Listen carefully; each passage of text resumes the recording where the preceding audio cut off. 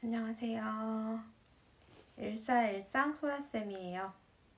오늘은 제가 요즘에 큰 관심을 가지고 있는 재테크에 대해서 이야기를 해보려고 하는데요. 아직 여러모로 공부도 부족하고 제가 잘하고 있는 건지는 모르겠지만 일단 은행 이자보다는 높은 수익을 기록해보자는 생각으로 이것저것 해보고 있어요. 시작하기에 앞서서 저는 아직 잘 모르기도 하고 투자 금액도 크지 않아서 부동산에 대한 투자는 하고 있지 않아요.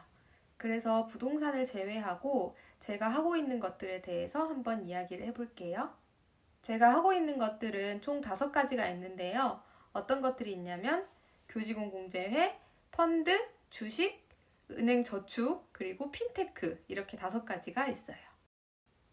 가장 먼저 교직원 공제에 대해서 이야기를 해볼게요. 교직원 공제회는 학교에서 일하는 교직원들의 복지를 위해서 만들어진 기관이라고 하는데요. 여기에서 은행과 비슷한 여러 상품들을 만들어 운영을 하고 있어요. 저는 이 교직원 공제회에서 현재 2가지 상품에 가입을 해 있는데요. 첫 번째는 장기저축급여예요. 장기저축급여는 매달 일정액을 월급에서 제해서 적립을 했다가 나중에 퇴직할 때 아니면 본인이 해지를 할 때 연복리 이자를 더해가지고 받는 상품이에요. 저는 맨 처음에 발령을 받을 때 21만 원으로 시작을 했고 한 작년 여름부터는 3만 원을 더해가지고 24만 원씩 매달 적립을 하고 있어요. 그리고 나중에 추후 더 늘려갈 생각이 좀 있고요.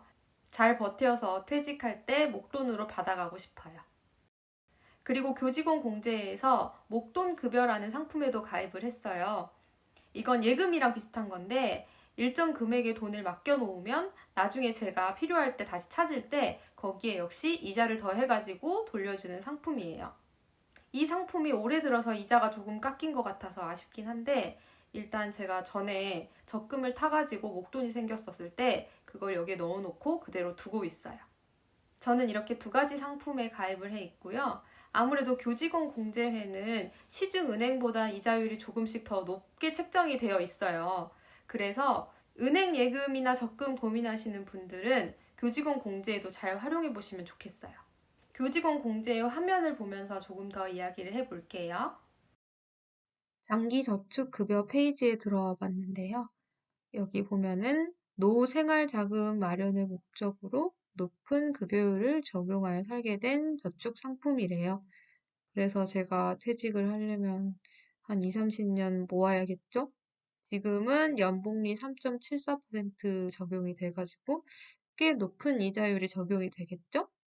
그리고 목돈급여 페이지도 들어와 봤는데 여유자금을 높은 이자율로 운용하는 상품이래요.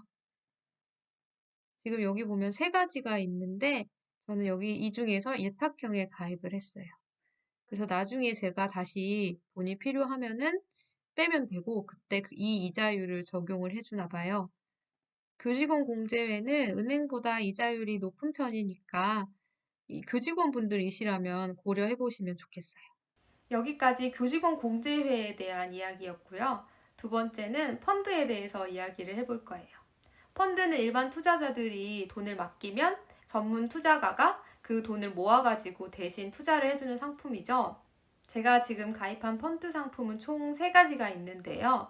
2가지는 카카오톡에서 바로 들어갈 수 있는 카카오 증권에서 가입한 상품이고 또 하나는 제가 KB 마블 어플을 써요. 그걸로 투자를 하는데 그 마블 어플에서도 펀드 상품을 하나 구입을 했어요.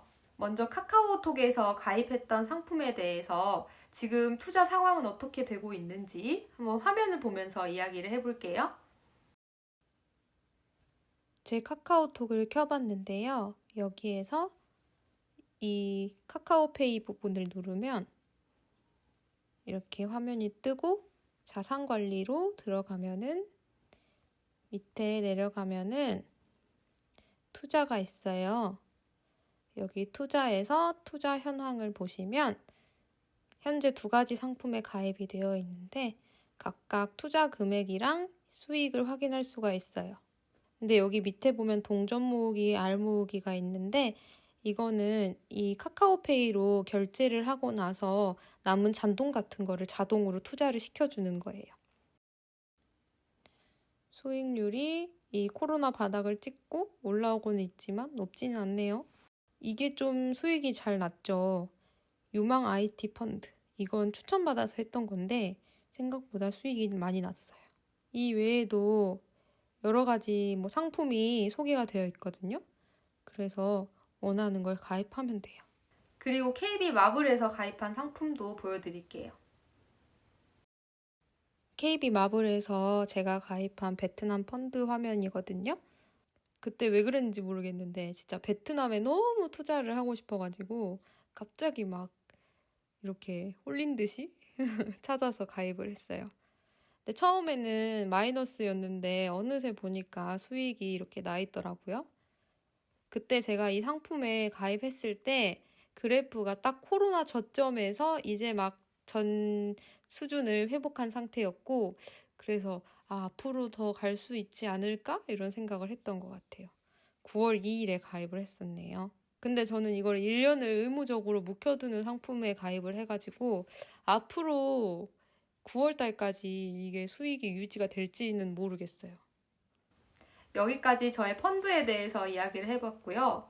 그리고 세 번째 주식이에요. 저는 현재 5개월 차 주린이에요. 지금 현재 2가지 상품을 가지고 있고요. 이 주식도 창을 보면서 한번 이야기를 해볼게요. 제 주식 화면에 들어와 봤는데요. 저는 현재 딱 2가지 종류만 가지고 있어요. 그리고 수익률은 각각 제 기대보다는 높게 나와가지고 기분이 좋긴 한데 초심자의 행운인 것 같기도 하고 앞으로 더 많이 공부를 해가지고 수익률을 유지하거나 늘리는 쪽으로 노력을 해봐야 될 것 같아요. 이게 공부하는 재미가 쏠쏠하더라고요. 이렇게 수익을 보니까 재밌긴 한데 앞으로 어떻게 될지 좀 무섭기도 해요.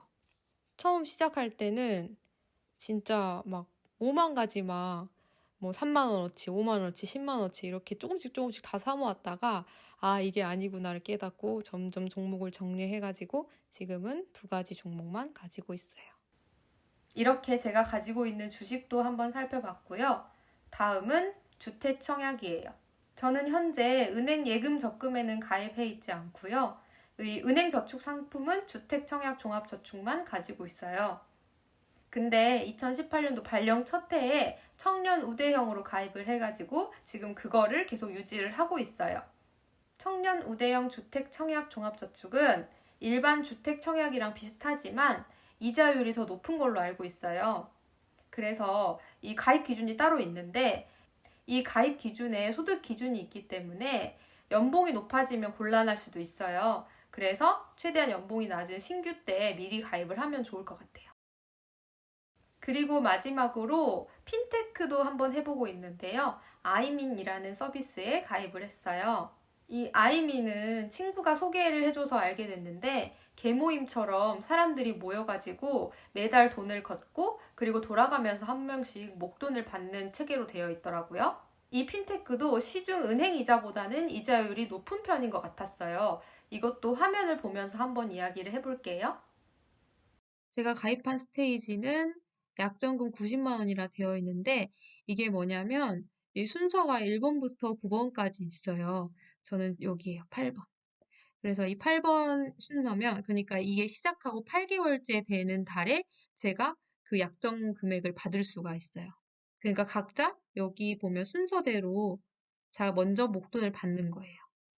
매달 저는 95,314원을 내고 있고, 그리고 이 9달 동안 85만 7,826원을 내면은 실제로는 88만 1,894원을 준대요.